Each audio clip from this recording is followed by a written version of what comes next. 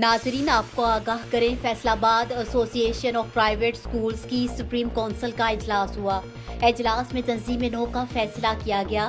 फैसले के मुताबिक सुप्रीम काउंसिल एपीएस ने मरकजी ओहदेदारान के लिए बोर्ड ऑफ डायरेक्टर्स की मंजूरी दे दी, जबकि बोर्ड ऑफ डायरेक्टर के चेयरमैन खालिद हयात को मौका और सेक्रेटरी जनरल चौधरी मोहम्मद सलीम होंगे। और इसके साथ साथ बोर्ड ऑफ डायरेक्टर्स में दीगर ओहदेदारान के चुनाव के लिए 5 रुकनी कमेटी कायम कर दी गई।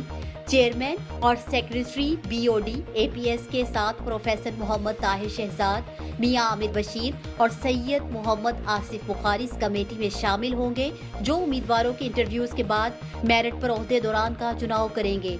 सुप्रीम काउंसिल के इजलास में होने वाले दीगर अहम फैसलों में एपीएस का तंजीमी स्ट्रक्चर 4 लेवल पर मुश्तमिल होगा। नीज लेडीज विंग का तंजीमी ढांचा हर लेवल पर होगा। सबसे बड़ा फोरम सुप्रीम काउंसिल होगा। सुप्रीम काउंसिल का नया मेंबर बनाने के लिए सुप्रीम काउंसिल की मंजूरी लेना लाजमी होगा, जबकि मरकजी ओहदेदारान के लिए बोर्ड ऑफ डायरेक्टर फोरम होगा और तीसरा फोरम जोनल ओहदेदारान पर मुश्तमिल होगा, जबकि एपीएस का हर मेंबर एग्जीक्यूटिव काउंसिल का मेंबर होगा।